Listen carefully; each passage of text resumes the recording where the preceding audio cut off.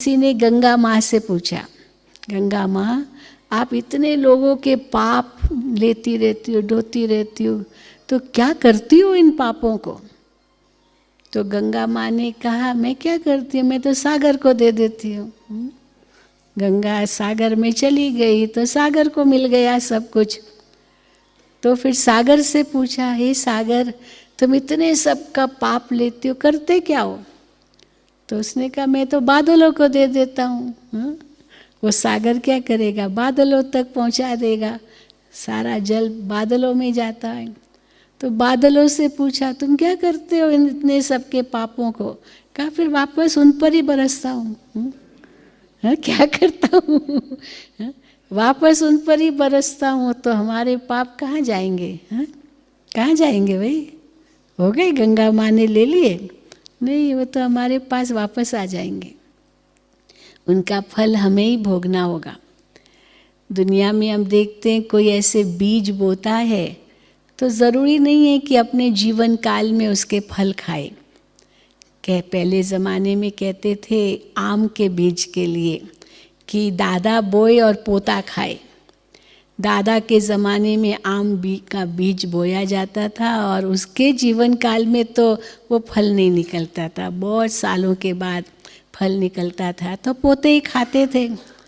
तो एक मिसाल देते, एक बूढ़ा व्यक्ति आम का बीज डाल रहा था, तो किसने उसको कहा अरे भाई तुम तो कितने बूढ़े हो गए, कितने साल जियोगे तुम, इसका फल कब खाओगे? आजकल की बात नहीं, हाइब्रिड्स बनाते जो कुछ है वो अलग बात है, पर ये पहले ज़माने की बात थी। तो उस बूढ़े ने कहा क्या फ़र्क पड़ता है अगर मैंने अपने जीवन काल में इसका फल नहीं खाया, मेरे दादाजी ने जो बीज डाला था वो तो मैं अभी खा रहा हूँ ना, और मैं जो डालूँगा मेरे पोते खाएंगे। मैंने अपने दादाजी के बोए हुए बीज का फल खा रहा हूँ, तो मेरे बोए हुए बीज का फल मेरे पोते खाएंगे, क्या फ़र्क पड़ता है? तो वहाँ तो कोई फ़र्क नहीं पड़ेगा क्योंकि दादा बोए और पोता खाए, लेकिन कर्म का बीज दादा बोए और पोता खाए, ऐसे होगा? होगा ऐसे? होगा ऐसे? हाँ कि नहीं? हाँ या ना? जवाब नहीं दे रहे हैं। नहीं, आपको ही पाना होगा।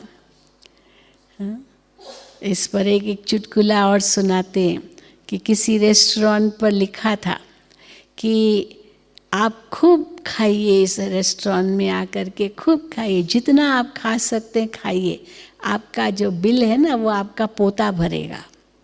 योर ग्रैंडसन विल पे your bill, you need not पे योर बिल। तो एक व्यक्ति गया, खूब खाया और बिल आ गया। तो उसने कहा अरे क्या आपका ही तो बाहर बोर्ड लिखा है कि your grandson will pay, you don't have to pay. तो वो वेटर ने कहा sir this is your grandfather's bill. समझ गए ना? ये भूल गया कि मैं भी तो किसी ग्रैंडफादर का ग्रैंडसन हूँ ना, कि खाली मेरे ही ग्रैंडसन होंगे क्या? तो उन्होंने भी जब खाया होगा तो यही कहा होगा कि आपका पोता भरेगा, तो आपको भरना पड़ेगा, पर है तो उसका अपना ही बिल न, कौन सा ग्रैंडफादर का वो बिल भरेगा। पर ये तो ऐसे जैसे सेल लगाते हैं ना, होता कोई सेल नहीं है, वो पहले ही प्राइस बढ़ा के चलो काट के फिर वो डालेंगे, कौन अपना घाटा चाहेगा, परंतु एक आकर्षण है। तो इसी प्रकार अगर हम सचमुच कर्म फिलॉसफी को समझें तो हम बहुत सावधान रहेंगे और उस सावधानी में ही हमारा फायदा है। तो आज हम वही देखेंगे। Karmic theory is not different from Newton's third law of motion to some extent, of course it is much more than that, लेकिन इतना तो हम थर्ड लॉ ऑफ मोशन जो न्यूटन ने, जो फादर ऑफ साइंस था, उसने बताया for every action there is an equal and opposite reaction. Now this is so simple to understand, but it's not really always like that. It's not कि reaction जो होगा equal and opposite होगा, इसका कई बार अलग भी असर पड़ सकता है। क्यों? क्योंकि it's not just action and reaction, between action and reaction, there are so many other factors. But simple example is this, कि action and reaction are equal and opposite. और ये मिसाल दिया जाता है कि जिस फोर्स से आपने एक गेंद फेंकी और गेंदों पर, और जो लास्ट गेंद है वो उसी शक्ति से बाहर जाएगा, फिर वापस आएगा. मानो action and reaction are equal and opposite. तो ये साधारण रूप से समझना बहुत सहज है. But karmic theory is even much more deeper than that. एक बीज से कितने फल निकलेंगे ये पता चलता है. Can you count? बीज बोते समय पता चलेगा कितने फल निकलेंगे इससे. चलो एक फल काटते हैं तो उसमें बीज कितने हैं शायद गिनती कर भी सको. कई तो इतने होते हैं पता भी नहीं चलता. कई तो सीडलेस भी होते हैं फ्रूट्स. आजकल जो हाइब्रिड्स है सीडलेस. तो पर एक बीज से कितने फल निकलेंगे वो पता भी नहीं चलता. और ज़रूरी नहीं है कि बीज और फल उसी वक्त हो. ये तो उसी वक्त ही हुआ. कितने समय के बाद वो फल निकलेगा ये भी पता नहीं होता. तो इसीलिए बड़ा साइंस का एक बहुत बड़ा सब्जेक्ट है बॉटनी, जिसमें इसकी सारी प्लांट्स की स्टडी है कि क्या, कैसा बीज, कैसा फल, क्या उसके लिए खाद, ये कितनी बातें बॉटनी के अंदर है. आज किसान का जो चैनल आता है, क्या नहीं उनको बताना पड़ता है. ऐसे ही थोड़ी फल निकल आता है. तो उसको भी देखना होता है, बीज और फल के बीच का अंतराल. तो इसीलिए एक बात तो सत्य है कि आप जो करेंगे वैसा आपको प्राप्त होगा, जो हर धर्म में भी माना जाता है. As you sow so shall you reap. हर धर्म में ये कहा गया है. ऐसे नहीं कि कोई एक धर्म की बात है. जितने भी धर्म पिताएं आए सब ने यही बात कही कि as you sow so shall you reap. So karma works on this simple principle of as you sow, so shall you reap. So in other words, karma works on the principle, do unto others what you want others to do unto you. आप दूसरों से वैसा ही व्यवहार करें जैसे आप दूसरों से चाहते हो. कई बार होता है ना, समझो किसी ने मुझ पर गुस्सा किया. अब मैं उसको भी उस पर भी गुस्सा करूंगी और कहूंगी गुस्सा क्यों करते हो, धीरे से बात करो ना. गुस्सा क्यों करते हो. अब गुस्सा क्यों करते हो, धीरे से बात करो. पर मैंने कैसे बात किया, उसने तो गुस्सा किया और मैंने भी गुस्से में ही कहा कि गुस्से से क्यों बात करते हो, धीरे से बात करो ना. क्या मैंने ये शब्द धीरे से कहे या गुस्से में कहे. गुस्से में ही कहे. एक्शन का रिएक्शन हुआ और मैंने गुस्से में कहे और शब्द कहे कि धीरे से बात करो. वो कहेगा क्या धीरे से बात करो, तुम भी तो करो. अभी ये सारा एक टसल हो जाएगा. पर सचमुच में वो कितना भी गुस्से में बात करे, पर मैं धीरज से बात करूं तो धीरे धीरे क्या होगा, उसका गुस्सा भी कम हो जाएगा कि नहीं होगा, कि वो उतना ही रहेगा. नहीं भैया ऐसे नहीं, ऐसे ऐसे नहीं, ऐसे. तो वो भी थोड़ा उसका वॉल्यूम भी कम हो जाएगा, टोन भी कम हो जाएगा. Everything will change.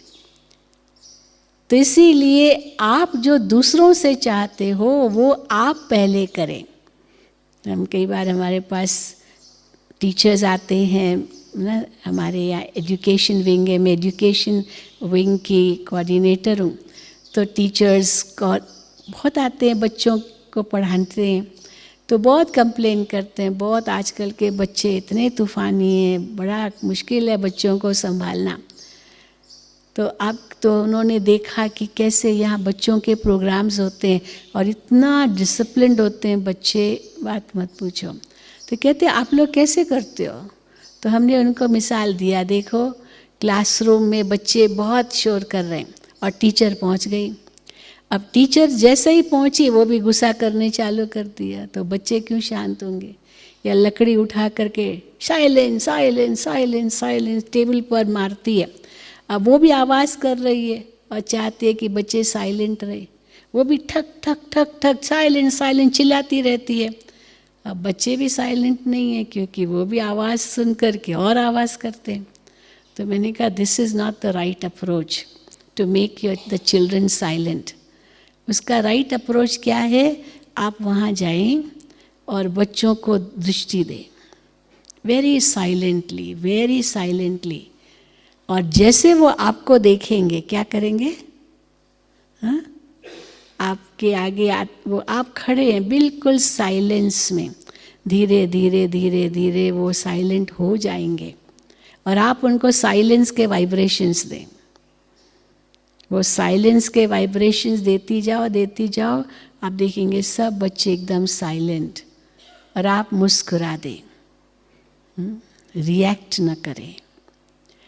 One is act, one is proact and a third is react. तो what is proact? You act beforehand. What? क्या? ताकि कोई ऐसा रिएक्शन ना हो। तो प्रोएक्ट कर लिया तो रिएक्ट नहीं करेंगे वो। तो इसीलिए what you want others to do, that you do first. कह के नहीं किया जा सकता है, करके सिखाया जा सकता है। तो इसीलिए ये कर्मा फिलॉसफी का eternal universal law of Karma है कि हम जैसा करेंगे वैसा भरेंगे, जो करेगा सो भरेगा। लेकिन जैसा और वैसा हमेशा नहीं है। ज़रूर है जो करेगा वो भरेगा, पर उतना ही करेगा जितना भरेगा। जितना किया वो भी नहीं है, करेगा इतना भर सकता है। डिपेंड्स ऑन क्या किया। कई ऐसे कर्म है लगता है ये बुरे हैं, लेकिन वो बुरा नहीं है, उसका फल बहुत अच्छा है। कैसे? मान लीजिए किसी व्यक्ति ने हत्या की, हत्या करने के बाद वो पकड़ा गया। अब हत्या की, जेल में गया, परंतु जीवन का बदला जीवन, फांसी मिलेगी उसको या उम्र कैद मिलेगी, ये उसका फल है, यही रिजल्ट है उसको, उसके लिए यही न्याय है। परंतु हत्या की, अब इसको दूसरे शब्दों में ले, एक सरहद पर, बॉर्डर पर सिपाही है, army is protecting our borders, और जो आर्मी मैन बॉर्डर पर हम देश की रक्षा कर रहा है और उसके सामने कोई दुश्मन आया और उसने गोली चलाई। अब इसको क्या उसी एग्जाम्पल में लेंगे? जो हत्या करेगा उसको फांसी मिलेगी। वहाँ तो उसको तो वीर चक्र, परम वीर चक्र, कितने प्रकार के अवार्ड्स मिलते हैं, पर कर्म उसने क्या किया? हत्या ही तो की। लेकिन एक एक ने अनेक आतंकवादियों को ढेर किया। मान लो ये आता है ना, जब उनको अवार्ड देते हैं, तो कर्म उनका ये था, लेकिन फल कितना ऊंचा। अब वास्तव में अगर कर्म देखें तो है तो ये पाप के हिसाब में ही जाएगा, किसी की हत्या हमने की। लेकिन जो 125 करोड़ देशवासियों का सवाल है, उनकी रक्षा, तो उनका जो पुण्य बनेगा उसकी भेंट में ये छोटा सा पाप, ये पाप रहेगा क्या? वो तो कुछ नहीं है ना, क्योंकि 125 देशवासियों की रक्षा है। अगर उस समय वो सिपाही कहेगा कि नहीं हत्या करना पाप है, तो क्या कहेंगे? वो रक्षक नहीं रहा, वो भक्षक बन गया। तो इसीलिए वास्तव में कौन से कर्म को कैसे कहेंगे अच्छा है या बुरा है, इसकी डिमार्केशन लाइन कहाँ है, वो भी आज हमें समझना होगा। झूठ बोलना पाप है, अवश्य पाप है, लेकिन आपके सामने ऐसे प्रसंग आए होंगे, मान लीजिए किसी के लिए आपने डायग्नोस किया कि उसको कैंसर है, मान लो, अब वो पूछता है डॉक्टर से, डॉक्टर साहब क्या है, मुझे तकलीफ क्या है? अब आपको पता है कि वो कैंसर है, परंतु क्या आप तुरंत उसको कह देंगे कैंसर है? कहेंगे? क्या समस्या? डॉक्टर तुरंत कह देते हैं पेशेंट को, क्या कहते हैं? झूठ बोलना पड़ता है ना उस समय। कैसे झूठ बोलते हैं? कोई बात नहीं, अभी डायग्नोस कर रहे हैं, अभी इतना पता नहीं चला, जबकि आपको पता है, बायोप्सी किया, पता चला कैंसर है। तो कैसे घुमा फिरा करके कहेंगे हम बताएंगे अभी तक हो रहा है, और फिर उनके रिश्तेदारों को पहले कहेंगे कि आप उनको बताएं या किस प्रकार से बताएं, परंतु है ये सही। बहुत कितने एग्जाम्पल्स हम दे सकते हैं। तो आपको उनको लगेगा ये झूठ क्यों बोल रहे हैं, पर झूठ नहीं है, इस झूठ में उस आत्मा का कल्याण समाया हुआ है। जैसे समझो किसका एक्सीडेंट हो गया कहीं, अब एक्सीडेंट हो गया और उसकी डेथ हो गई मान लो, अब उसकी वाइफ को तुरंत बताएंगे क्या कि आपके हस्बैंड की डेथ हो गई एक्सीडेंट के अंदर? वो बेचारी औरत, वो एक्सीडेंट से डेथ हुई, वो सुनकर उसका ही हार्ट फेल हो जाएगा, तो क्या कहेंगे? हाँ, थोड़े सीरियस है, धीरे धीरे धीरे धीरे बताते जाएंगे, एकदम से नहीं, तो झूठ तो हुआ ना। इस पर एक चुटकुला सुनाते हैं, चुटकुले ही हैं सारे, परंतु इसके पीछे कितना बड़ा तथ्य समाया हुआ है कि एक व्यक्ति को फर्स्ट प्राइज़ मिली लॉटरी में, और वो फर्स्ट प्राइज़ क्या थी? 1 करोड़ रुपया मान लो फर्स्ट प्राइज़। अब उसको लॉटरी तो मिली, लेकिन उसकी वाइफ को पहले बताया कि उनको लॉटरी मिली है, लेकिन उसकी वाइफ कहती है please please please don't tell my husband, अगर उनको पता चलेगा, क्योंकि उसका हार्ट बहुत कमज़ोर है, और अगर उसको पता चला वो खुशी में ही हार्ट फेल हो जाएगा, इसलिए उसको बताना नहीं। तो क्या किया जाए?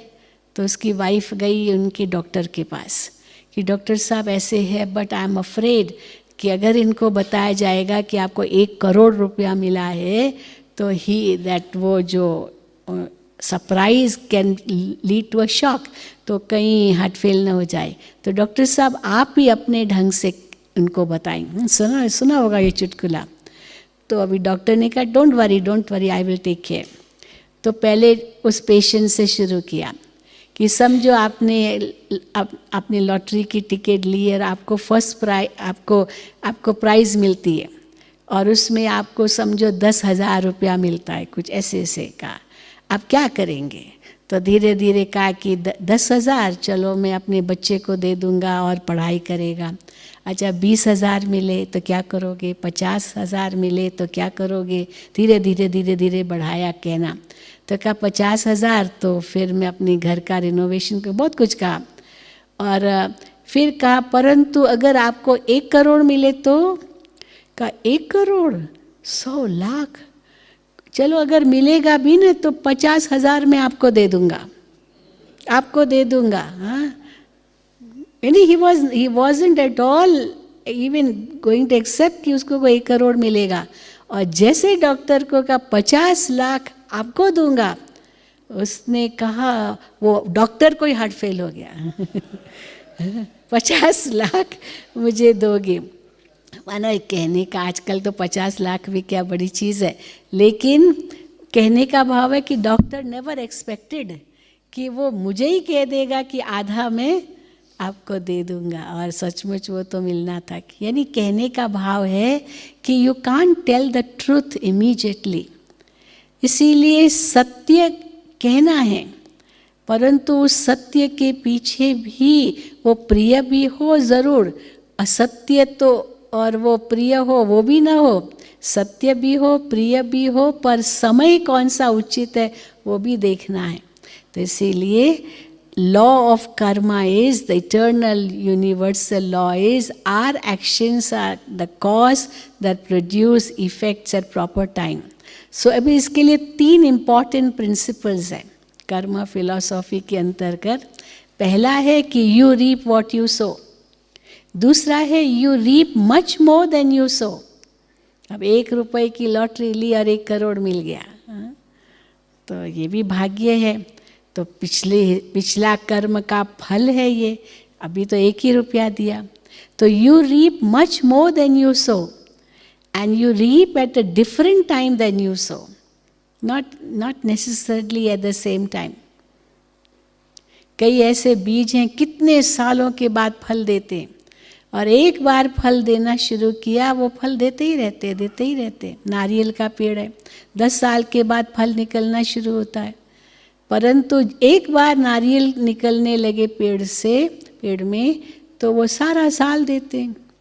आम का बीज चलो फल देगा तो फिर भी they are seasonal fruits, season में आएंगे, हाँ सारा साल तो नहीं देंगे। इसी प्रकार कर्म भी एक बीज है। तो पहला जो प्रिंसिपल है, what you sow that you reap, is very simple to understand. You sow a mango seed, you won't reap an orange tree, never. Mango seeds बोया है तो मैंगो ट्री ही मिलेगा, मैंगोज ही मिलेंगे। ऑरेंज सीड बोना पड़ेगा तभी orange मिलेंगे। इसीलिए अगर आप कांटे बोएंगे तो कांटे ही मिलेंगे, अविश्यंभावी है। फिर कितने मिलते हैं, कब मिलते हैं, वो सेकेंडरी चीज़ है, पर you will definitely reap the same. So in the similarly, if you sow happiness, you will definitely reap happiness. If you sow sorrow, you will reap sorrow. लेकिन कई बार हम इसमें थोड़ा अलग अनुभव करते हैं। कैसे? समझो हमने किसी को बहुत सुख दिया, पर वो व्यक्ति मुझे सदा ही दुख देता है। हम कहेंगे मैं तो इसको सुख देता हूँ, ये मुझे दुख क्यों देता है? अब इसको 3 एंगल से ले सकते हैं। वो मुझे दुख देता है, मैं सुख देता हूँ, ये कहाँ तक यथार्थ है? According to the law of karma, आप सुख दोगे तो आपको सुख ही मिलना चाहिए, परंतु आपको लगता है वो दुख दे रहा है। तो इसमें 3 बातें हैं। एक बात तो ये ज़रूर है कि आपका कोई पिछला हिसाब किताब है, कोई पिछला कर्मों का हिसाब किताब है, वो ऋण आपके सिर पर है, और वो अगर दुख दे रहा है तो वो आपका ऋण चुकतू हो रहा है, चुकतू हो रहा है। आपने उससे ऋण लिया है, अभी आप सुख दे रहे हो तो नया हिसाब किताब बन रहा है, पर वो दुख दे रहा है तो ये पिछले का जो हिसाब किताब है वो चुकतू हो रहा है। इसीलिए डोंट क्वेश्चन, मैं उसको सुख दे रहा हूँ और वो मुझे दुख क्यों दे रहा है। अगर दे रहा है तो कुछ पिछला हिसाब किताब चुकतू हो रहा है। Accept it in that way, doesn't matter. दूसरा इसका कदम ये है कि अगर वो दुख दे रहा है, आप दुख लो ही नहीं। अगर आपने ऐसे एक्सेप्ट किया कि मेरा कोई पिछला हिसाब किताब है, तो आप वो दुख लोगे ही नहीं। क्यों नहीं लोगे? Nobody can forcibly give you sorrow, nobody. कोई नहीं आपको ज़बरदस्ती दुख दे सकता है। ये तो आपके मन की स्थिति है। अब किसी ने एक कान से कहा, आपके कान में गया, दूसरे कान से निकाल दिया, कोई बात नहीं, हाँ छोड़ो ना, क्या है, छोड़ो ना, क्या है, तो आपने उसका दुख नहीं लिया। ये दूसरी बात है। तीसरी बात है, आप दुख नहीं लोगे। कैसे नहीं लोगे? क्योंकि उस व्यक्ति जो आपको दुख दे रहा है, उसका वास्तव में अपना कर्म का हिसाब किताब है। क्योंकि वो कहता है कि मैं उसको दुख दे रहा हूँ, जबकि मेरे अंदर में नहीं है कोई, मैं तो सुख ही दे रहा हूँ, पर उसको लगता है कि मैं दुख दे रहा हूँ, और वो आपको दुख दे रहा है और उसको लगता है कि आप दे रहे हो इसीलिए वो दे रहा है। Sometime misunderstanding. परंतु अगर उसको लग रहा है कि आप दुख दे रहे हो और आप नहीं दे रहे हो, और उसके कारण आपको लगता है कि वो दुख आपको दे रहा है, तो आप दुख मत लो और क्या समझो, ये उसके अपने हिसाब किताब है, अपने कर्म है। कई बार अनुमान, वहम, शक, ये ऐसे मनोरोग हैं। अनुमान लगाना, गेसिंग ऑल द टाइम, शक करना, सस्पिशन, गेसिंग, सस्पिशन एंड सुपरस्टिशंस, कई ऐसे मन में आते, ये करूँगा, ये होगा, ये होगा, ये होगा, ये करूँगा। इतने अंदर में डर पैदा है जो अंदर ही अंदर दुखी होते रहते हैं। तो इसलिए वो उसका अपना कर्म है जो उसको दुख दे रहा है। उसके अपने विचार हैं जो उसको दुख दे रहे हैं। हम केवल यही देखें कि मेरे तरफ से किसी को भी दुख न मिले, बस इतना ही हमें देखना है। बाकी रही उसके हिसाब किताब, बाकी रहे जो मेरा पास्ट का ऋण है वो चुकतू हो रहा है, पर वर्तमान में मुझे कैसे रहना है वो दुख नहीं लेना है। अगर मेरा कॉन्शियंस क्लियर है कि मैं दुख नहीं दे रहा हूँ, अब ये बहुत ज़रूरी है समझना। परंतु इतना कॉन्फिडेंस से है कि अगर दिया है दुख तो मिलेगा ज़रूर, ये कभी ख़त्म नहीं होगा। आज नहीं तो कल, कल नहीं तो परसों, परसों नहीं तो तरसों, 8 दिन के बाद, 1 साल के बाद, 10 साल के बाद, इस जन्म में नहीं तो अगले जन्म में भी इट विल फॉलो यू।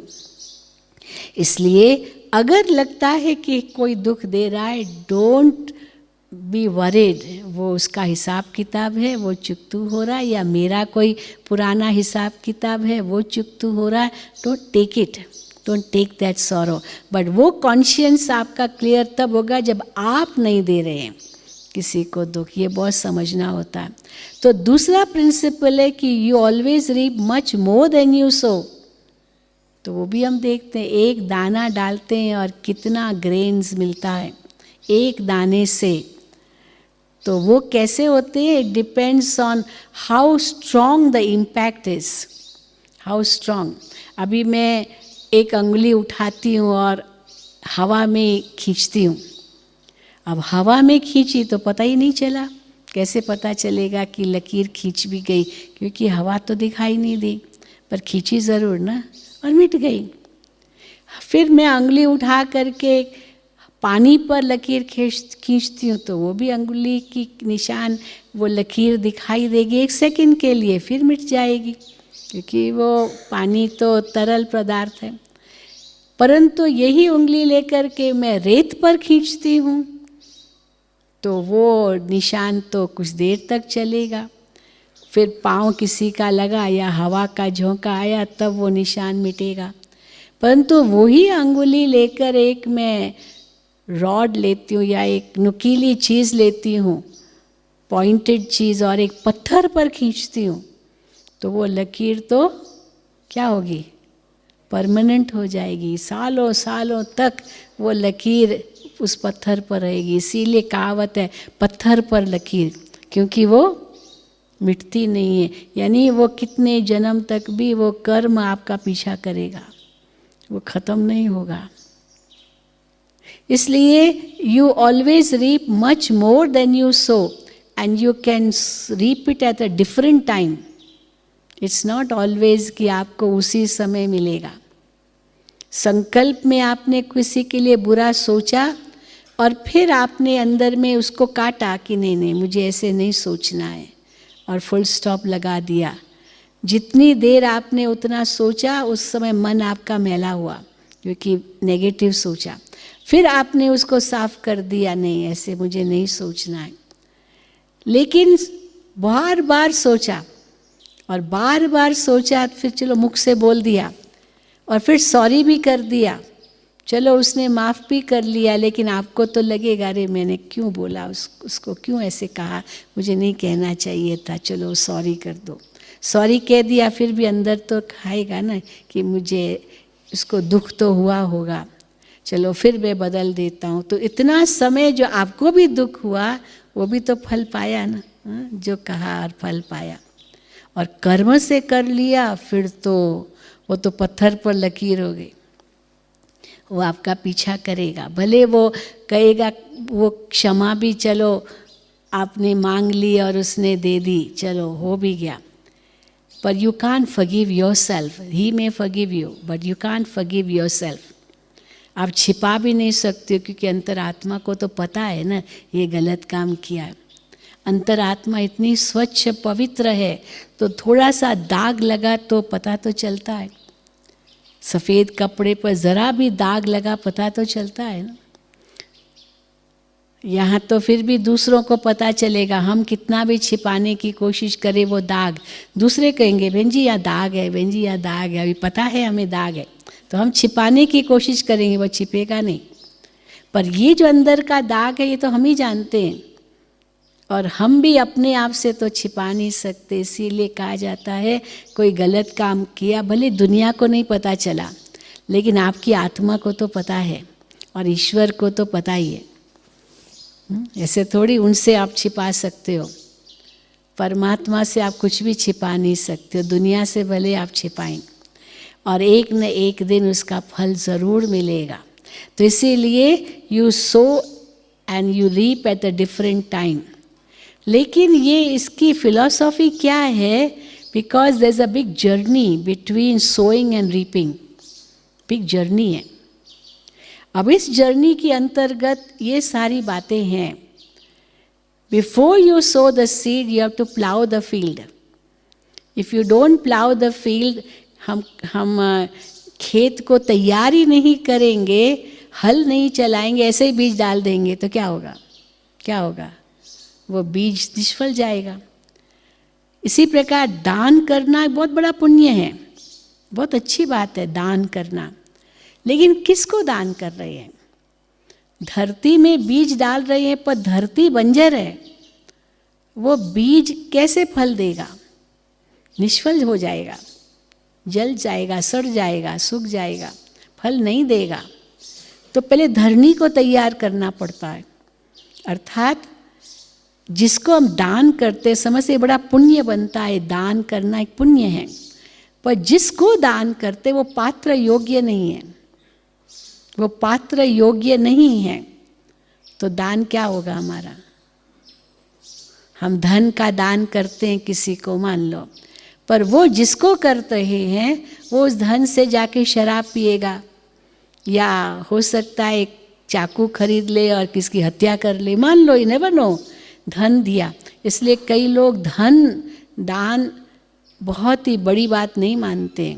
वो समझते अन्न दान देना, वस्त्र दान देना, रक्त दान देना, नेत्र दान देना, भूदान देना, ये दान बड़े ऊंचे हैं। लेकिन धन दिया तो धन काम को बिगाड़ भी सकता है। इसीलिए सम डोंट, क्योंकि पात्र कितना योग्य है वो पता नहीं है। इसलिए प्लाउइंग द फील्ड, अच्छा पता है ये आवश्यक व्यक्ति है, इसको आवश्यकता है और ये अच्छे काम में ही लगाएगा, तो ज़रूर आपने बीज डाला, वो पुण्य बनेगा। फिर उसके बाद वो पुण्य खाली एक ही बात थोड़ी हुआ, चलो you have to water the seed. एक तो वो योग्य है नहीं है, जो आपने दान किया कितनी उसको आवश्यकता है ये कुछ पता नहीं है, वो अपने नाम मान शान के लिए किया, वो पुण्य थोड़ी बनेगा। और जिसको दिया उसको आवश्यक ही नहीं है। हम एक रोटरी क्लब में गए थे, रोटरी क्लब में भाषण करने गए थे, तो उसमें हमने देखा कि उन्होंने बहुत सारे बॉम्बे में, मैं बॉम्बे में रहती थी तो वहाँ भाषण किया, तो बहुत सारे कंबल झुग्गी झोपड़ी वालों को बांटे। तो बड़ा उनको अच्छा लगा, हमने झुग्गी झोपड़ी वालों को कंबल बांटे हैं। पर थोड़े समय के बाद जब देखने गए तो एक भी झुग्गी झोपड़ी में कंबल नहीं है। कहाँ चले गए सारे कंबल? इतने सारे कंबल बांटे थे। अब मुंबई में कंबल की क्या ज़रूरत है, वहाँ तो कभी सर्दी पड़ती नहीं है, वहाँ तो मुश्किल से ओढ़ते भी कम है, क्योंकि ज़रूरत ही नहीं होती, गर्मी होती है। कभी कभी थोड़ी ठंडी हुई तो एक चद्दर ही ओढ़ ली ना। अब वो कंबल क्या करेंगे, उनके घरों में वैसे ही झुग्गी झोपड़ी है, तो वो सब बेच बाच करके वो शराब पी लिया, क्या कर लिया, कौन उनको बताए, कौन पूछे भी। इसीलिए आवश्यकता भी हो और फिर जिसको दे उसका वो सदुपयोग हो रहा है, यही भी देखना। इसलिए watering the seed, protecting the leaves, allowing the fruit to ripen, यानी कच्चा फल भी नहीं खाना है। कई बार हम अच्छा कर्म तो करते लेकिन फल की इच्छा रखते हैं तुरंत। मैंने इतना किया, इसने मेरे लिए क्या किया, मैंने इतनी मदद की, इसने मेरे लिए क्या मदद की, ये हुआ जैसे कच्चा फल खाना। या इतना मैंने किया, इसने मुझे एक थैंक्स भी नहीं लिखा, धन्यवाद भी नहीं किया, अब मैं आगे से नहीं करूँगा क्योंकि धन्यवाद भी नहीं दिया। तो रिटर्न, परंतु ये कच्चा फल है। फल के लिए कहा जाता है, हाँ, सेवा या पुण्य के लिए कहा जाता है नेकी कर दरिया में डाल। आपने अच्छा कर्म किया, उसकी चिंता नहीं करो, ये नहीं कि मुझे इसका तुरंत रिटर्न क्यों नहीं मिला। वो योग्य पात्र है, उसकी सेवा हो रही है, उसको सुख मिल रहा है, बी हैप्पी इन दैट। ये नहीं कि उसने मुझे थैंक्स क्यों नहीं दिया, नहीं, नेकी कर दरिया में डाल, भूल जाओ, अच्छा काम करो, भूल जाओ। कहा जाता है नेकी और पूछ अच्छा कार्य करने के लिए पूछना नहीं होता है, पूछना होता है ये करूं ये करूं। नेकी और पूछ, हाँ, बुरा काम करने से पहले 10 बार सोचो, 100 बार सोचो, पूछो भी, आपको अवश्य कहीं न कहीं आपको ना आएगी एंड यू कैन चेंज। पर अच्छे काम के लिए किसी की सेवा करनी है तो उसके लिए पूछने की भी ज़रूरत नहीं है। कई स्वार्थी आपको मना भी कर सकेंगे, क्यों उनको देते हो, हम लोगों को चाहिए, मानो। तो इसीलिए allow the fruit to ripen, और जब फल मिल जाए खाओ और खिलाओ। मान लीजिए आज मैं हेल्दी हूँ, अवश्य मैंने अपने जीवन काल में अपने ऊपर ध्यान दिया है, and I am reaping the fruit of that at this age also.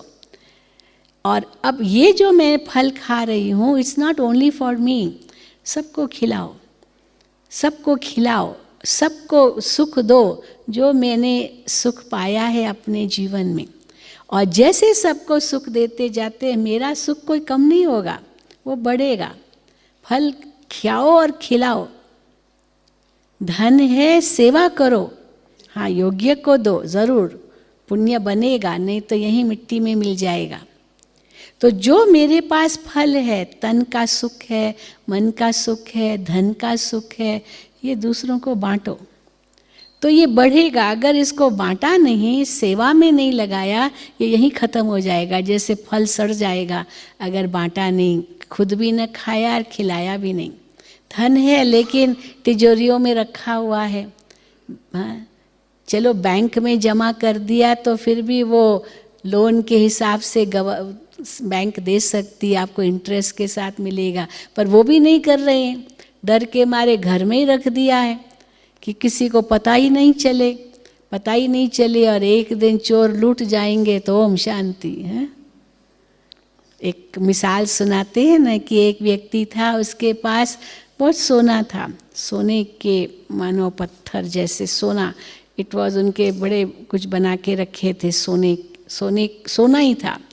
तो वो सोना रखा था तिजोरी में, रोज़ देखता था, बहुत खुशी होती थी, मेरे पास इतना सोना है। अब 20 साल तक उसको रखा, रोज़ देखता था। एक दिन जब वो तिजोरी खोली तो देखा तो सोना गायब। खोली है, कैसे गायब हो गया, कौन चोर आया, कौन लेके गया, बड़ा दुखी हुआ। तो एक फ्रेंड को उसने ये बात कही कि मेरे पास इतना सोना, गट्ठी थी, गड्डी जैसे नहीं सोना होता है, इतना था, कम से कम 10 किलो का, 10 किलो था, और कैसे गुम हो गया। तो फ्रेंड ने सारी बात पूछ के कहा कोई बात नहीं, मैं आपको बताता हूँ कैसे आपको मिल सकता है। तो उसने क्या किया, एक पत्थर लिया, पत्थर लेकर के उसको बहुत सुंदर सोने के पेपर में रैप कर दिया और उसको दिया, लो तुम्हारा ये सोना, बिल्कुल सोने की तरह लग रहा था, या पेंट कर लिया, जो कुछ किया। तो कहा ये सोना है, कहा बिल्कुल वही सोना है, आप रखो, मिल गया। लेकिन कहते ये सोना नहीं है। तो उस व्यक्ति ने कहा जिसने दिया कि आपको क्या फ़र्क पड़ता है ये सोना है या नहीं है, दिखाई तो दे रहा है ना, यही तो आपको तिजोरी में ही तो रखना है, रोज़ देखना, यही सोना समझना, भले है या नहीं है, इसी में खुश होना, क्योंकि यूज़ तो करना ही नहीं है, पड़े ही रहना है। तो पड़े ही रहना है तो इसी को आप समझ लो ना, समझ सकेंगे कि नहीं, यही सोना है, वही समझ करके रख लो, क्योंकि आपको यूज़ नहीं करना है। यानी धन माना it should be rotating, it is always in movement. और धन के लिए कहा जाता है अगर धन गया भी ना, कोई बड़ी बात नहीं है, वो तो हाथों की मैल की तरह है, जैसे मैल चढ़ी फिर उतर गई, चढ़ी उतर गई, ये तो आएगा जाएगा, इसको ये रखने की बात नहीं है। तो धन तो हाथों की मैल है, इसलिए धन गया कुछ नहीं गया। लोग देखो थोड़ा सा धन गया, हाय, हाँ, हार्ट अटैक हो जाता है या अपने आप को ही मार डालता। अरे जान बची लाखों पाए, धन क्या बड़ी चीज़ है। तो धन गया कुछ नहीं गया, हाँ स्वास्थ्य गया कुछ गया, क्योंकि जो धन है कमाया भी, पर स्वास्थ्य बिगाड़ कर कमाया, फिर खर्च करेंगे कि नहीं वो स्वास्थ्य को वापस लाने के लिए, क्योंकि स्वास्थ्य ज़्यादा कीमती है धन से। परंतु चरित्र गया तो क्या हुआ, सब कुछ गया। और कलयुगी दुनिया में रिवर्स चल रहा है, चरित्र गया तो कुछ नहीं गया, स्वास्थ्य गया कुछ गया, चिंता लग जाएगी स्वास्थ्य वापस कैसे आए। पर धन गया तो सब कुछ चला गया। और हम उसमें ऐड करते चरित्र गया तो सब कुछ गया, एक जन्म के लिए नहीं गया, जन्म जन्म के लिए गया, क्योंकि आत्मा पर दाग लग जाता है। धन गया, हाथों की मैल है वो तो पानी से धुल गया, चलो कोई बात नहीं फिर कमाएंगे, इसमें क्या है। स्वास्थ्य गया कुछ गया, कोई आप ऑपरेशन हुआ, स्कार आया चमड़ी पर, कोई बात नहीं मिट जाएगा, कुछ सालों के बाद तो मिट ही जाएगा ना, क्योंकि चमड़ी फिर आ जाएगी, ठीक हो जाएगा, पता भी नहीं चलेगा। चलो रह भी गया वो स्कार, क्या बड़ी बात है, आत्मा को तो नहीं लगा ना। फिर जब नया शरीर मिलेगा उस शरीर पर थोड़ी वो स्कार होगा, वो तो पिछले शरीर पर था। इसीलिए स्वास्थ्य गया कुछ गया, माना शरीर पर चला दाग लगा, पर चरित्र गया सब कुछ गया, क्योंकि आत्मा पर दाग लग गया। और वो आत्मा जो वो कर्म करके गई, वो अगले जन्म में भी वो उसका उसी अनुसार फल होगा, परिणाम जरूर होगा, क्योंकि आत्मा अपने साथ ले गई है। तो एक जन्म के लिए नहीं गया, जन्म जन्म के लिए गया। आज मैंने किसकी हत्या की, भले इस जन्म में पकड़ा नहीं गया, लेकिन ज़रूरी नहीं है कि इस जन्म में ही पकड़ा जाऊंगा तभी सज़ा मिलेगी। किस जन्म का किया हुआ कर्म किस जन्म में उसका फल मिलता है। कई बार कई अनुभव होते हैं कि किसी पकड़ा गया और उसको फांसी मिली, जबकि उसने वो कर्म किया ही नहीं था, ही वॉज इनोसेंट, बट फिर भी उसको मिली, सारी एविडेंसेस मिले किसी ने किया है। तो ज़रूरी नहीं है कि उस जन्म का ही वो कर्म का फल था, वो तो था ही नहीं, ये ज़रूर किसी अन्य जन्म का कर्म का फल था। ये बहुत बड़ी कर्म फिलॉसफी है। इसलिए जो आपके पास ये फल है इस समय, तन का सुख, मन का सुख, धन का सुख, बांटो, तो आपका पुण्य और बढ़ता जाएगा, बढ़ता जाएगा, ये खत्म नहीं होगा, क्योंकि अंत में यही काम आएगा, बाकी तो सब यहीं रह जाएगा। इसीलिए हम अपनी सोच पर ज़्यादा ध्यान दें पहले, क्योंकि कर्म का आधार भी हमारी सोच है। वो सोच सबसे पावरफुल बीज है। Thoughts are are true seeds. और अगर हमें वो थॉट्स को वहीं बदली किया तो एटीट्यूड अपने आप बदल जाएगा, क्योंकि थॉट से एटीट्यूड बनेगा, वृत्ति बनेगी, वृत्ति से हमारी भावनाएं बनेगी, उसी से शब्द बनेंगे, उसी से कर्म बनेंगे, उसी से आदतें बनेंगी, उसी से हमारा व्यक्तित्व बनेगा, और उसी से हमारी डेस्टिनी होगी, हमारा भाग्य निर्धारित होगा। तो कर्म से भी पहले हमारी सोच। इसीलिए किसी ने बहुत सुंदर कहा है, watch your thoughts for they become words. Watch your words for they become actions. If you don't want to say something, don't even think about it. अगर आपको बोलना नहीं, आप सोचते क्यों उसके बारे में? सोच करके समय बर्बाद किया, बोलना तो है नहीं, और फिर को नहीं मुझे ऐसे नहीं सोचना, ऐसे नहीं सोचना, सोचते क्यों? कई बार होता है ना, हम गाड़ी में बैठते, ड्राइवर बहुत फास्ट चलाता है। एक हम किसी में बैठे थे तो उसका ड्राइवर बहुत फास्ट था, वो जो मालिक उसके पास में बैठा था बार बार कहे, ड्राइवर धीरे चलाओ, एक्सीडेंट कर दोगे, एक्सीडेंट कर दोगे। तो ड्राइवर ने उसको सामने से जवाब दिया, डॉक्टर भाई साहब, हाँ आप शुभ सोचो, शुभ सोचो, क्योंकि एक्सीडेंट कर दोगे, एक्सीडेंट कर दोगे, ये पहले मन में आया होगा, फिर वाणी में आया होगा, और सचमुच एक्सीडेंट हो सकता है। एक बहुत बड़ा एक्सीडेंट हुआ, और सचमुच वो बता रहा था ड्राइवर कि मेरे पास में जो भाई बैठा था वो बार बार यही कहे, फिर बार बार यही कहे एक्सीडेंट कर दोगे, और मैं धीरे भी चला तो भी कह दे एक्सीडेंट कर दोगे, और आई लॉस्ट माई कंट्रोल, और एक्सीडेंट हो गया, और उसी को ही लोग चोट लगी और किसी को लगी नहीं। बच तो गए पर उसी को लगी, क्योंकि बार बार यही शब्द कह रहा है। So what you don't want to happen don't say, and what you don't want to say don't think, because thoughts will become words and words will become actions, actions will become your habits। जो आपको आदतें नहीं चाहते हैं आप, वो कर्म भी मत करो ना। कोई कहे मैं तो सिगरेट एक ही बार पिया, बस एक ही बार, पर जिस व्यक्ति ने आपको एक ही बार सिगरेट पीते हुए देखा, वो क्या सोचेगा? आप तो सिगरेट पीते हो, फिर आप दूसरों को कहो कि नहीं पीना है, वो कहते आपको देखा है मैंने, आप ही पी रहे थे, आपको नहीं ना एक ही बार पिया, पर वो कैसे माने कि एक ही बार पिया, आपको तो देखा है उसने। इसलिए जो आप आदत नहीं बनाना चाहते हो, दूसरों को भी उस आदत से मिटाना चाहते हो, पहले खुद तो मत करो।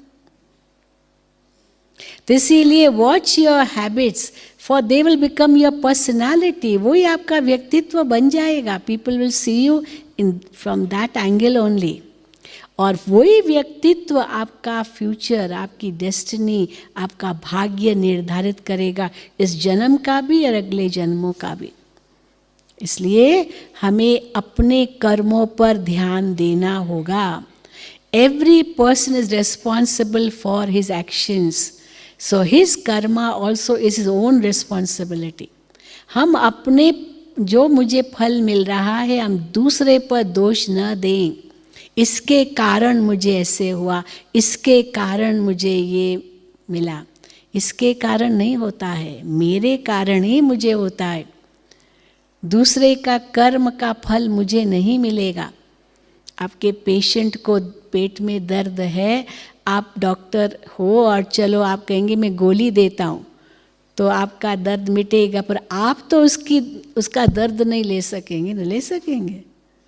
नहीं ले सकेंगे, वो तो उसका ही दर्द है, चलो मदद करेंगे, परंतु दर्द तो नहीं ले सकेंगे ना। चलो आपने 2 शब्द उसका सुन लिया और उसको लगेगा कि हाँ मेरा सुना तो थोड़ा सा दर्द लिया। आजकल सुनने वाले भी नहीं है, डॉक्टरों के पास समय कहाँ है, समय ही नहीं है। हाँ?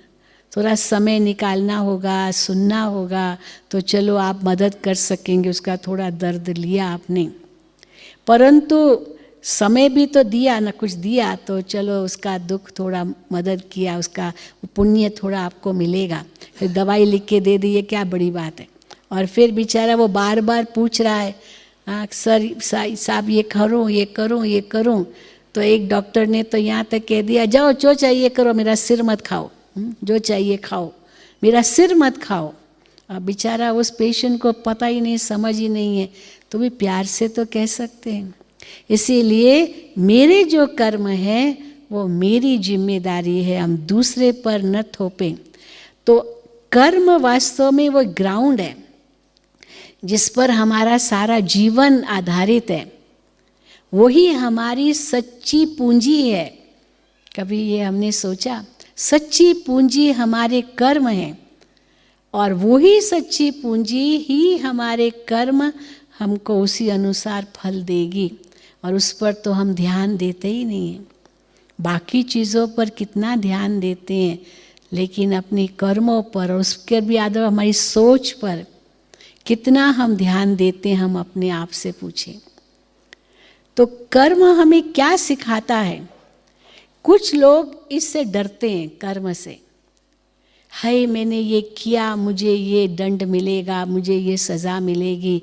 ये भी पता है ईश्वर के घर में देर है अंधेर नहीं है, पता है आज नहीं तो कल, कल नहीं तो परसों वो सज़ा मिलेगी ज़रूर। तो कर्म से डरते हैं, फियर बेस्ड है। वास्तव में कर्म हमें कर्म से प्यार करना सिखाता है। Real philosophy is it teaches me to love this karma. Why? Because कर्म हमें सिखाता है कि अपने अंदर परिवर्तन लाओ।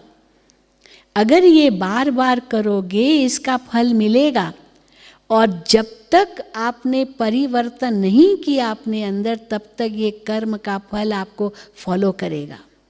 इसलिए let it be love based, कि karma is a gift that brings you lessons for your soul's personal growth and will continue to bring these lessons back around until you have learned them. और अपने अंदर परिवर्तन लाओ, change yourself. तो कैसे हम change करें?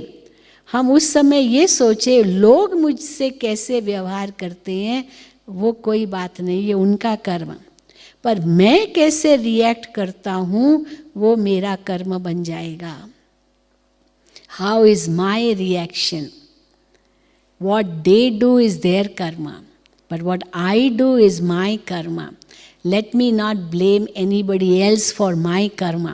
आजकल blame game बहुत खेलते हैं लोग, हाँ, excuses in this way, मैंने क्यों किया, क्योंकि इसने ऐसे किया, इसने किया इसलिए किया, ये नहीं करता तो मैं भी नहीं करता। अच्छा वो खड्डे में गिरेगा तुम भी गिरोगे क्या?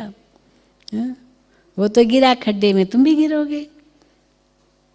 इसीलिए हमें सोच समझ कर कर्म करना है, अपने कर्मों की जिम्मेदारी खुद को लेनी है। I don't blame anyone else, instead how do I change? I develop tolerance, acceptance and endurance.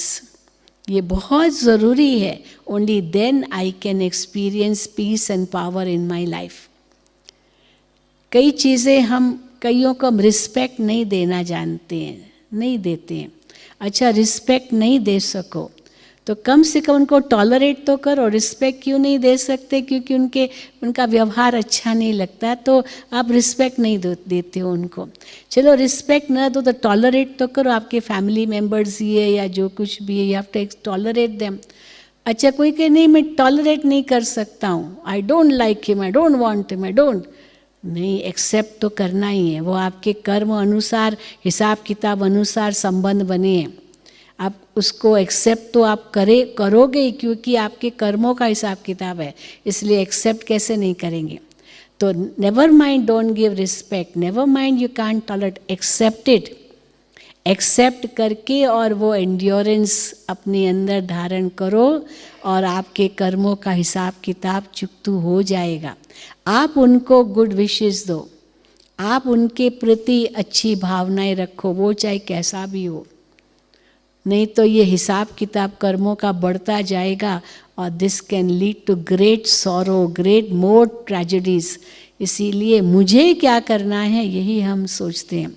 इसलिए कई फिर कहते हैं ये सब झंझट कर्म का। Why people commit suicide?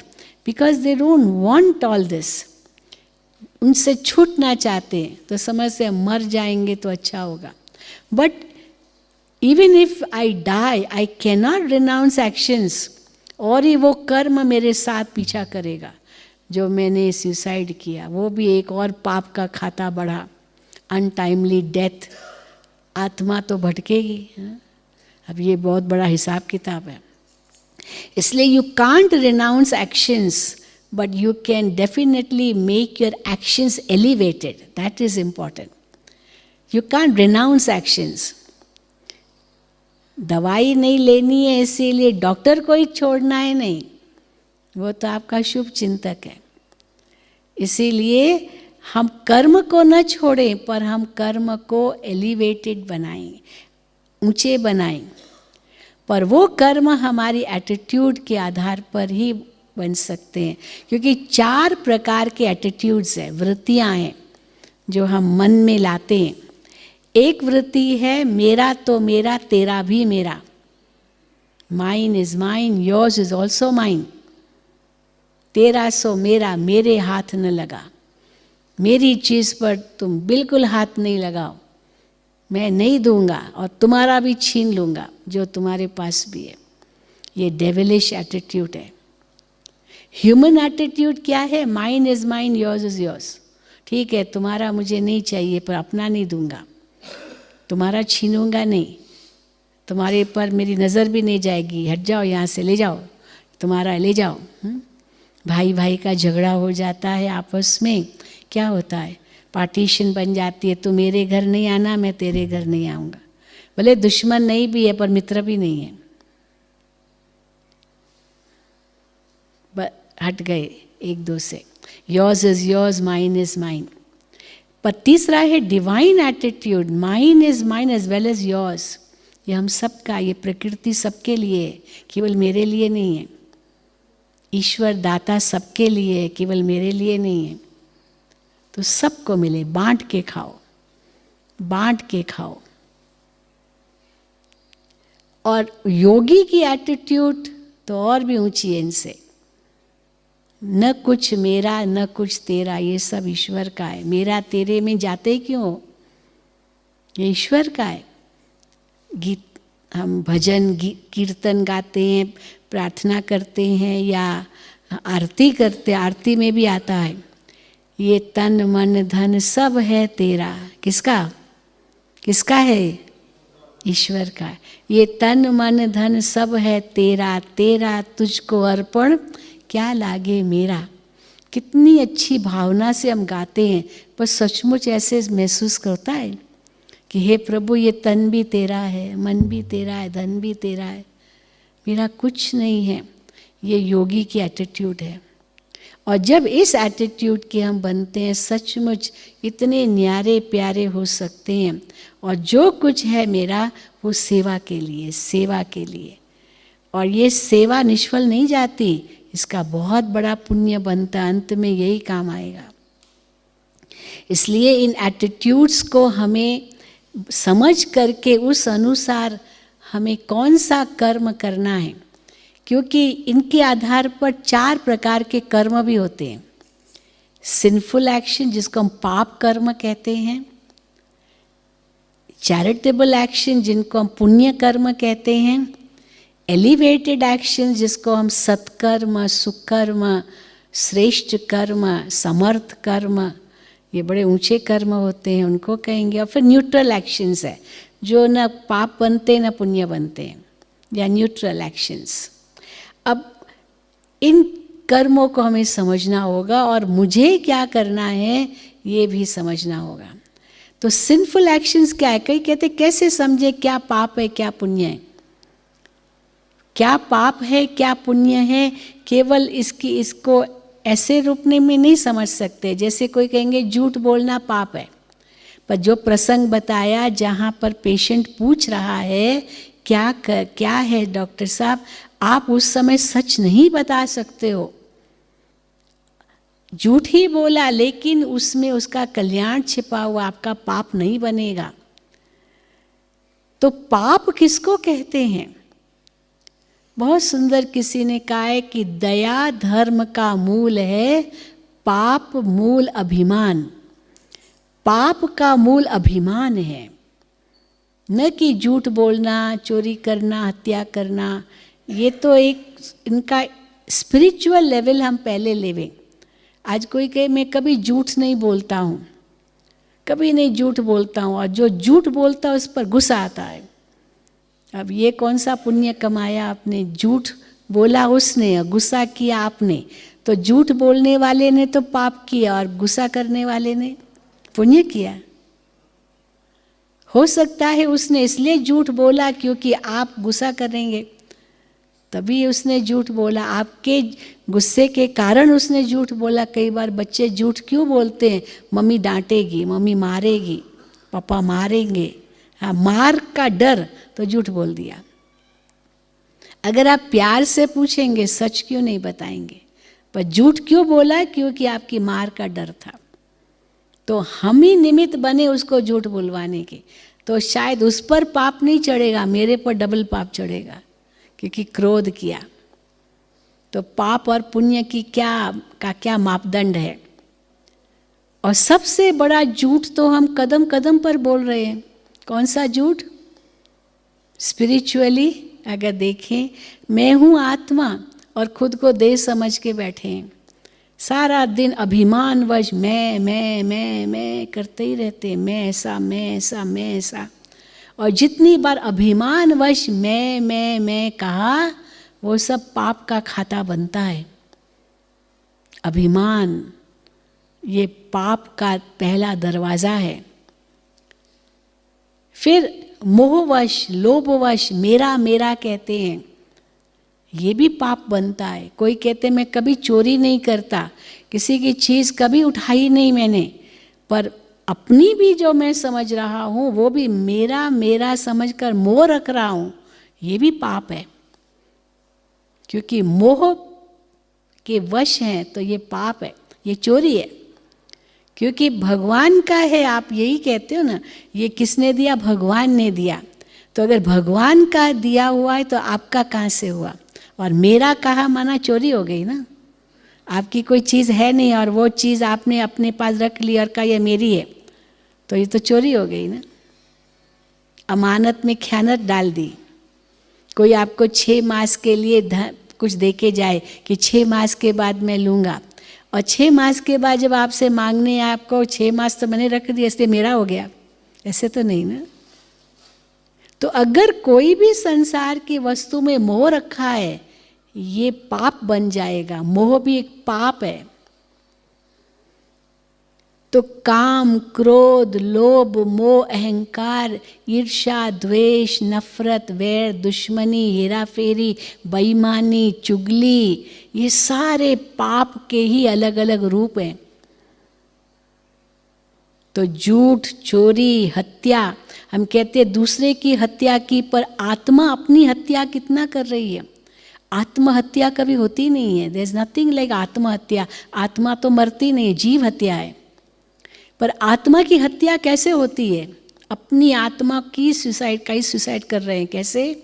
मन कुछ और सोचता है, बुद्धि कुछ और कहती है, निर्णय कुछ और है, अंतरात्मा की आवाज़ कुछ कह रही है और उस आवाज़ को हम दबा रहे हैं, उसके विरुद्ध जा रहे हैं, ये अपनी आत्मा का घात कर रहे हैं।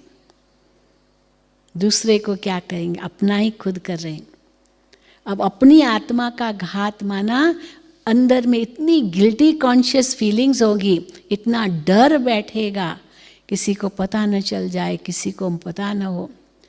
और कई बार अगर किसी को पता भी चल गया तो और उसको वो आपको रोकेगा भी, आप कहेंगे किसी को बताना नहीं। तो जो गलत काम है हम कहते हैं बताना नहीं, छिपाना है, तो पाप और बढ़ेगा। हम तो कहते गलत काम किया बता दो तो निरसंकल्प हो जाओगे, आपकी सज़ा तो बनेगी पर आधी माफ़ हो जाएगी, सच बता दिया। और छिपाया वो सज़ा बढ़ती जाएगी, अंदर पाप बढ़ता जाएगा। और अच्छा काम किया बताने की ज़रूरत ही नहीं है। किसी का पुण्य किया, किसी को सुख दिया, किसका भला किया, कोई गरीब आया उसकी फ्री सेवा की, ये किया, very good, don't think about anything. हाँ, मैंने इतनी फ्री सेवा की, नो नीड टू से।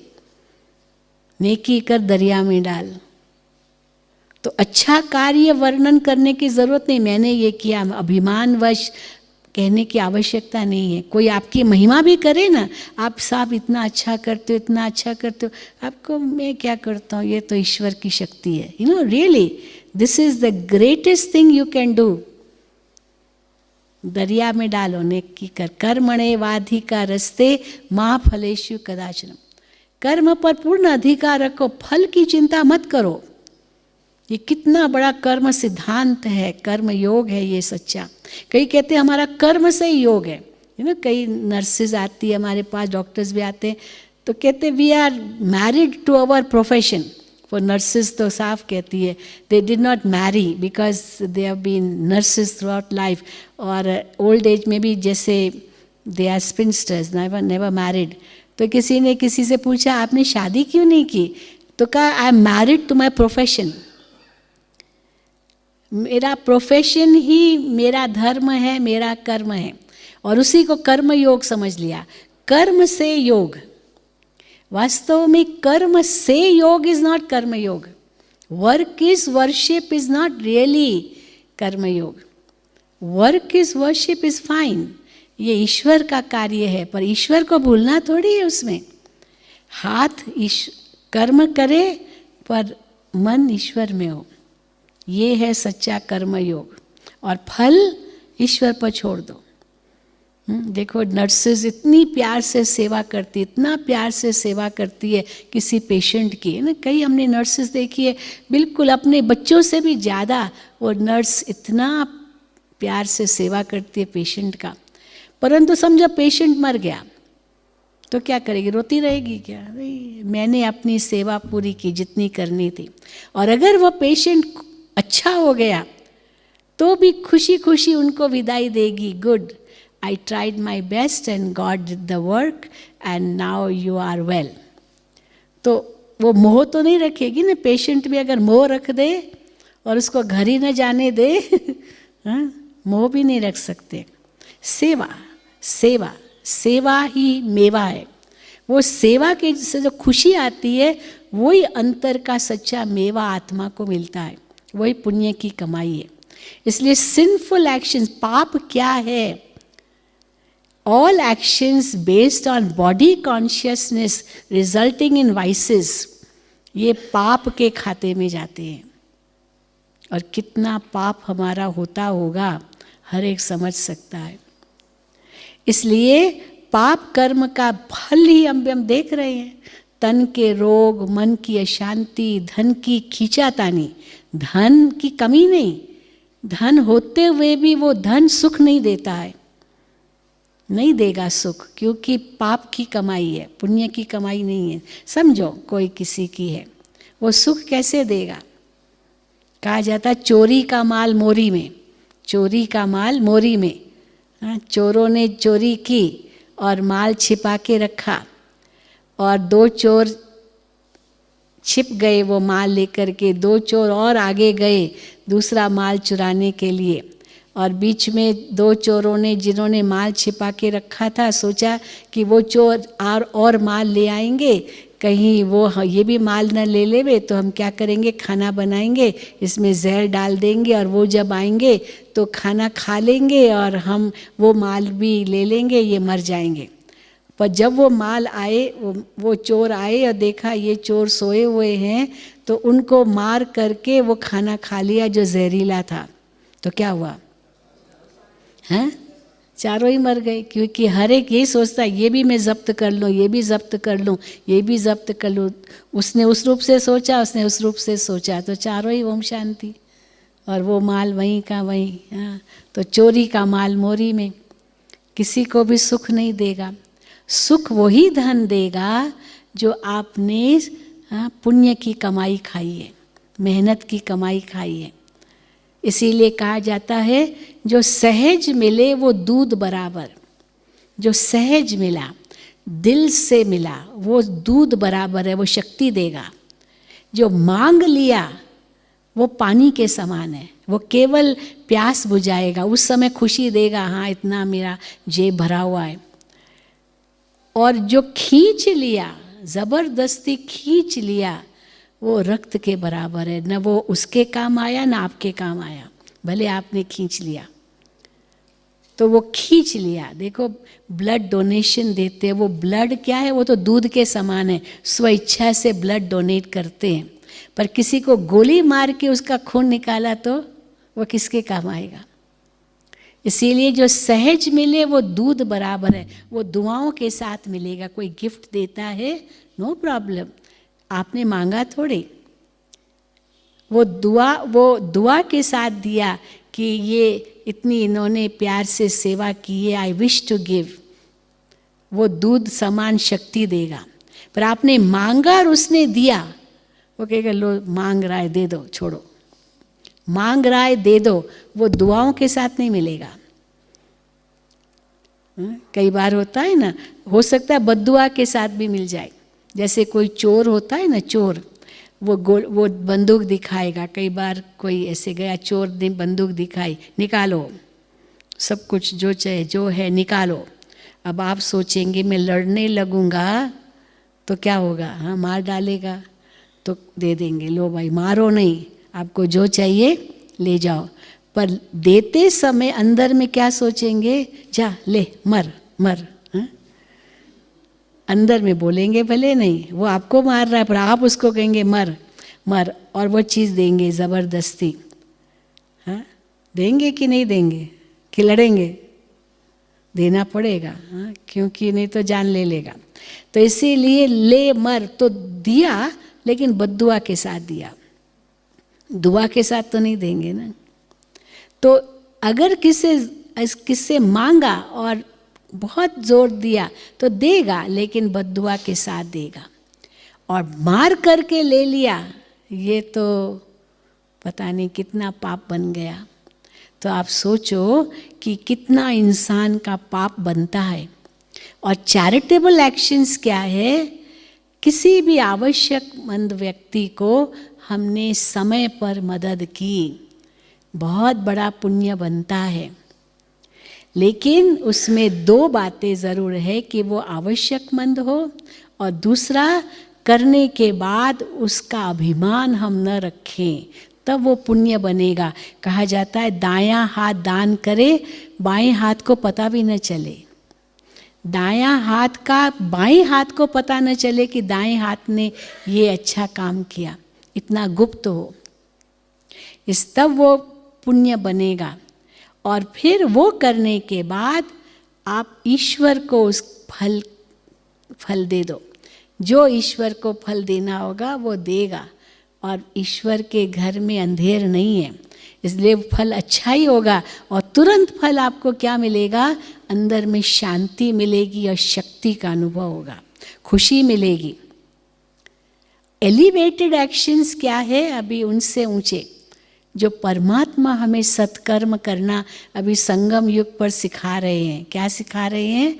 कि हे आत्माएं, जो भी कर्म करो आत्मिक स्थिति में करो। मैं आत्मा इस शरीर द्वारा कर्म कर रही हूँ, मैं आत्मा देख रही हूँ, मैं आत्मा बोल रही हूँ, मैं आत्मा कर रही हूँ। तो जैसे मैं ये भाव रखूँगी, मैं आत्मा को देख के कर रही हूँ, बॉडी कॉन्शियसनेस नहीं है, वो जो भावना है उसके आधार से हमारे कर्म ऊंचे हो जाएंगे, बहुत ऊंचे। आत्मिक स्थिति में रह के परमात्मा की याद में वो सेल्फलेस कर्म हम करते हैं, उसका इतना बड़ा फल मिलता है। कितना बड़ा फल? इतना बड़ा फल जो मानव देव बन जाता है, मानव देव बन जाता है। लेकिन वो फल पाने के लिए हमारा ये आधार है। क्या आधार है? कैरेक्टर चाहिए जीवन में। दूसरा, हाँ, डिसिप्लिन्स की खाद चाहिए हमारे जीवन में। तीसरा, अच्छे संस्कार का माहौल चाहिए, परमात्मा की याद का जल चाहिए, और हाँ, एटमॉस्फियर प्योर चाहिए, सनलाइट ऑफ नॉलेज चाहिए। ये सारी आवश्यकताएं हैं उस बीज का फल निकलने के लिए। और पेशेंस का एक बहुत सुंदर फल हम खा सकते हैं और ये सबको खिला सकते हैं। और उसके आधार से सचमुच मानव देव बन सकता है, जिसको कहा नर ऐसी करनी करे जो नर नारायण बने, नारी ऐसी करनी करे जो नारी श्री लक्ष्मी बने। तो इस ईश्वरीय विश्वविद्यालय का यही लक्ष्य है कि हम मानव देव बन जाते हैं। अब सतयुग में भी हम कर्म करते हैं, पर वहाँ के कर्म कौन से होंगे?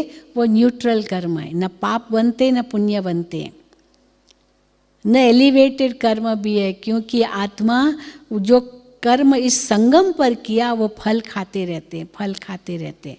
तन का सुख, मन का सुख, धन का सुख, हाँ, संबंधों का सुख, ये 4 प्रकार के सुख माने गए हैं। अगर चारों में से एक भी कम है तो पूर्ण सुख नहीं है। और आप देखेंगे इन देवताओं की मूर्तियों को भी 4 प्रकार का सुख है, मूर्तियों को भी। तो चैतन्य में कितना सुख होगा उनको। मूर्तियों को कैसे सुख है? अखंड मूर्ति की पूजा होती है, खंडित मूर्ति की पूजा नहीं होती है। मन का इतना सुख है, उनका चेहरा देखिए, कितनी शीतलता, कितनी शांति उनके जीवन में होगी। धन की तो कोई कमी नहीं, लक्ष्मी साक्षात धन की देवी है। संबंधों का कितना प्यार आपस में, क्योंकि ये भी एक सुख का स्वरूप है, संबंधों का प्यार। और ये चारों सुख मानव को ही थे, पर कब थे? जब मानव देव था। पर जब हम देव हैं तो कई कहते देवता थे फिर नीचे क्यों आए, कहाँ गए ये देवताएं, ये ऊपर नहीं गए, ये देवता फिर मनुष्य रूप में आते हैं। तो कैसे मनुष्य रूप में आए, न्यूट्रल एक्शंस किए वहाँ, फल खाते खाते खाते खाते वो सत्कर्मों का फल 2 युग तक चलता है, जिसमें मानव देव कहलाता है, सतयुग और त्रेता। वो 2 युग तक फल खाते खाते खाते वो सत्कर्मों का फल समाप्त। और द्वापर युग से केवल 2 कर्म ही होते हैं, पाप और पुण्य। पुण्य कर्म कौन से करते हैं द्वापर युग से, मंदिर बनाना या कोई भी धार्मिक स्थान बनाना, गुरुद्वारे बनाना या धर्मशालाएं बनाना, हॉस्पिटल बांधना, स्कूल बनाना, कितने पुण्य के कर्म होते रहते हैं समाज में। तो धीरे धीरे पाप भी होते रहते, पुण्य भी होते रहते, क्योंकि विकारों की प्रवेशता द्वापर से होती है। तो पापों का भी सिर पर बोझ चढ़ता है, पर पुण्य करके वो थोड़ा पाप कम करते हैं। लेकिन धीरे धीरे जैसे कलयुग में आए तो पुण्य तो ना के बराबर है, क्योंकि अभिमान हर चीज में भरा हुआ है। तो पाप ही पाप, और उसका परिणाम हम अभी देख रहे हैं। 4 प्रकार का दुख, तन का भी दुख, रोग, मन की भी अशांति, धन की खींचातानी, और संबंधों का जो अनबन है, ये कर्मों का हिसाब किताब बंधन का रूप बन जाता है। नहीं तो संबंध तो सुख देता है, पर बंधन बन गए कर्मों के अनुसार, वो बंधन 1-2 को दुख देते हैं। अब परमात्मा कहते हैं इनको खत्म करो। कैसे करेंगे? कर्म को खत्म नहीं करना है, कर्म तो हमारी पूंजी है जो हमारे साथ चलेंगे, उससे हम भाग नहीं सकते। लेकिन हमें अपने कर्मों पर अटेंशन देना है। कैसे अटेंशन देना है? पहले तो जो 63 जन्मों के हमारे कर्म हैं, उनको, पाप कर्मों को खत्म करना है। और कैसे खत्म करेंगे? उसके लिए परमात्मा ने हमें बहुत अच्छी युक्ति दी है। हे आत्माएं, अब मुझे याद करो। ये क्यों हम राजयोग सीखते हैं? मुझे याद करो तो मैं तेरे सर्व पापों से तुझे मुक्त कर दूंगा। राजयोग के बल से इस योग अग्नि में हमारे पाप भस्म होते हैं, दग्ध होते हैं। और दूसरा, आगे कोई पाप कर्म मत करो। प्रेजेंट में जो हमारे है पाप, उनको खत्म करना है, पर आगे नहीं करना है। इसलिए आत्म अभिमानी होकर के परमात्मा की याद में हर कर्म करो, तो वो सत्कर्म बनता जाएगा। और 21 जन्मों का फल आत्मा को फिर से मिलेगा। तो कई कहते हैं कि क्या करें उसके लिए? हम कहते हैं अगर आपको कोई दुख दे रहा है, कुछ दे रहा है, फॉरगिव हिम, क्षमा करो और भूल जाओ। कई कहते क्षमा तो कर लेंगे लेकिन भूलना मुश्किल है। अब यही हमें सीखना होगा। जैसे एक पक्षी डाली पर बैठा है पकड़ के, और देख रहा है दूसरे पक्षी तो उड़ रहे हैं, कहता है मैं भी उड़ूं, मैं भी उड़ूं। अब ऐसे कैसे उड़ेगा? डाली को छोड़ना तो पड़ेगा ना। लेट गो और let God, can I do that? कोई आपके ऊपर बहुत बोझ है, कोई प्रॉब्लम है, बहुत दिमाग में वो लग रही है, या वेरी वरीड, वेरी कंसर्न, बहुत चिंता है, can you surrender that to God? गाते तो हैं हम लोग, अब सौंप दिया इस जीवन का भार तुम्हारे हाथ में, जीत तुम्हारे हाथ में और हार तुम्हारे हाथ में। पर सचमुच सौंपते हैं जीवन का भार, या खुद पकड़ के रखते हैं? ये तो मेरा बोझ है ना, भगवान को मैं क्यों दूं? Can you surrender that problem और दैट वरी टू गॉड? भगवान के हजारों बाहों वाला वो इतना हल्का कर देगा जो आपको वो बोझ महसूस नहीं होगा। सिर्फ मन से समर्पित हो जाओ, छोड़ना कुछ भी नहीं है, पर फंसना कहीं भी नहीं है। तो जितना हम न्यारे और प्यारे रहेंगे, उतना हम इस संसार में कमल फूल समान रह सकेंगे। और क्या सोचना है उसके लिए? जैसे कल बताया, मैं तो केवल एक एक्टर हूँ इस संसार ड्रामा में, और ये मेरा पार्ट है, रोल है, मुझे अच्छे से अच्छा रोल बजाना है। और कौन सा होता है अच्छे से अच्छा रोल? मैं हर कर्म में, हर वचन में, हर सोच में शांति, प्रेम, सुख, खुशी यही बांटूं, यही मैं बांटूं मन वचन कर्म से। और तीसरा, मेरा जो भी व्यवहार हो उससे ईश्वर का नाम रोशन हो। बस ये आप करते जाएं तो ये जन्म भी सफल और जन्म जन्म आपके सफल होंगे।